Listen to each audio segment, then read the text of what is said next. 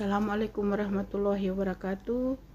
Teman-teman yang masih setia dengan channel saya, saat ini saya coba tayangkan perjalanan saya menuju Danau Limboto. Jadi Danau Limboto ini terdapat di Kabupaten Gorontalo, di Kecamatan Limboto, dan area Danau Limboto ini saya sudah pernah tayangkan pada video saya sebelumnya bahwa area ini ya cukup luas, teman-teman sekalian. Jadi danau ini juga merupakan danau yang berada di Provinsi Gorontalo, dan kita ketahui memiliki kedalaman antara 5 hingga 8 meter ya.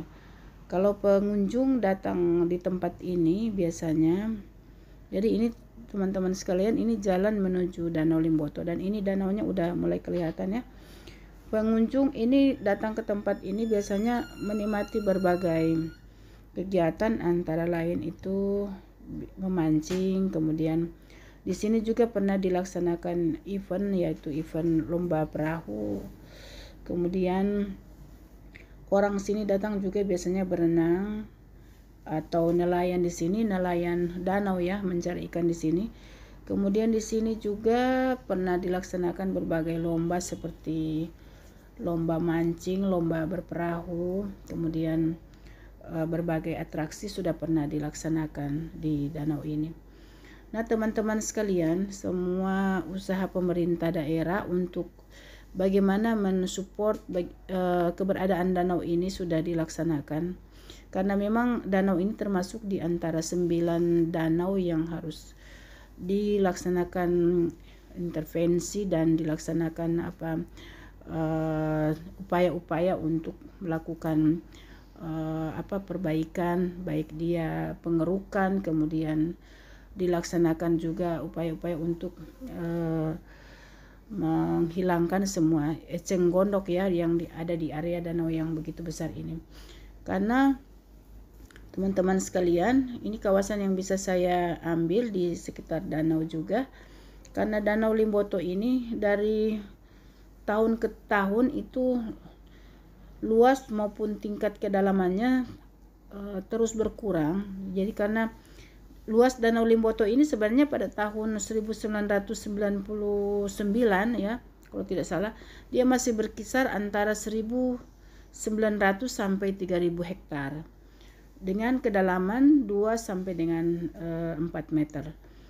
Ini data dari Dinas Perikanan Kabupaten Gorontalo tahun 2000.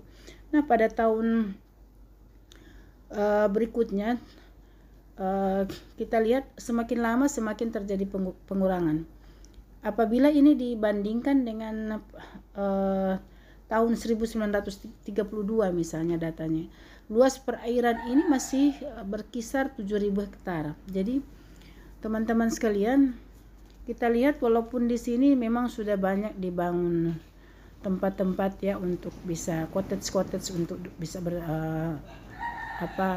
bisa ditempati di sini dalam upaya untuk juga membuat view ataupun lingkungan sekitar danau ini bisa hidup untuk atraksi. Namun teman-teman sekalian, banyak pembenahan yang memang yang harus dilaksanakan oleh pemerintah daerah untuk bagaimana menjaga keberadaan Danau Limboto ini, dan semua kayaknya harus dilaksanakan secara lintas sektor, lintas pelaku ya. Kemudian program ini harus dikeroyok oleh semua stakeholder dan pemangku kepentingan, karena kita tahu bersama danau ini merupakan salah satu danau yang termasuk menampung aliran air dari 23 anak sungai yang masuk ke Danau Limboto ini.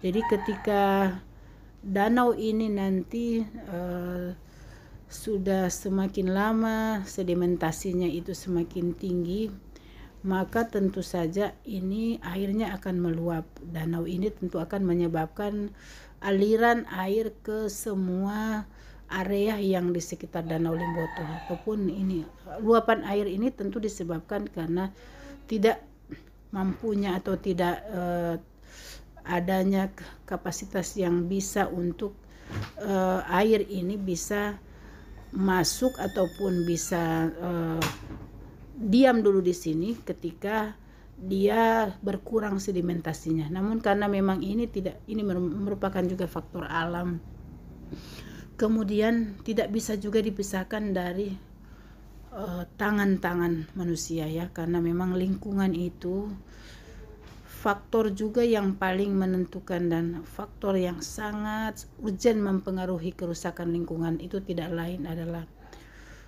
tangan-tangan manusia. Jadi memang teman-teman yang masih mengikuti channel saya, kalau kita melihat danau-danau lain yang masih bisa menjadi kebanggaan Nusantara ini, seperti misalnya danau yang ada di Sumatera sana, Danau Toba, ataupun bila kita melihat ada danau misalnya yang ada di Sulawesi Utara, Danau Tondano misalnya, kita itu contoh-contoh real saja yang bisa kita lihat, maka memang terjadi perbedaan yang cukup signifikan antara danau yang ada di hadapan mata saya ini dengan danau-danau yang sudah saya sebutkan tadi. Karena memang upaya yang sudah ditempuh oleh pemerintah dalam rangka memperbaiki kelangsungan hidup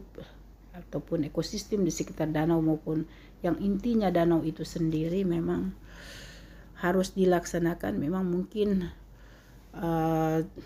dengan dukungan semua pihak dan tidak kalah pentingnya tentu supporting pembiayaan yang cukup besar. Jadi teman-teman sekalian, di sini juga sudah terdapat sebenarnya bangunan pintu air, kemudian aliran sungai yang ada juga sudah mulai dilaksanakan perbaikan atau pemeliharaan oleh pemerintah, maupun pengerukan yang sudah dilaksanakan di sini sudah berkali-kali untuk bagaimana mengangkat tumpukan sedimentasi yang ada serta pembersihan tanaman enceng gondok yang ada di sekitar sini. Ini sudah berbagai organisasi terlibat di sini, baik pemerintah daerah, apakah dia juga dari TNI, dari Pramuka, dari semua organisasi ya, sudah banyak terlibat di sini, baik LSM pencinta lingkungan dan semua juga sudah mengambil bagian untuk bagaimana mengupayakan danau ini dapat bisa menjadi satu danau juga kebanggaan yang ada di Provinsi Gorontalo. Namun teman-teman sekalian, memang kondisinya yang kita lihat di hadapan mata ini memang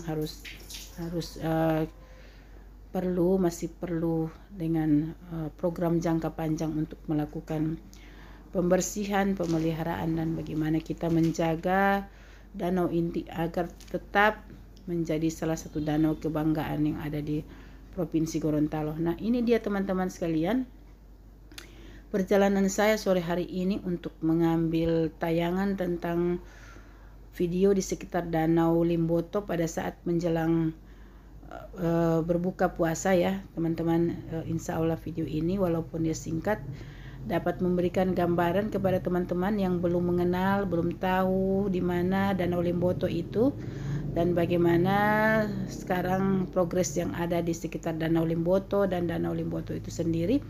Ini teman-teman sekalian, saya sedikit sudah menceritakan tadi tentang Danau Limboto. Semoga ini bisa bermanfaat. Terima kasih, salam sehat. Jangan lupa like, share, dan subscribe channel saya. Wassalamualaikum warahmatullahi wabarakatuh.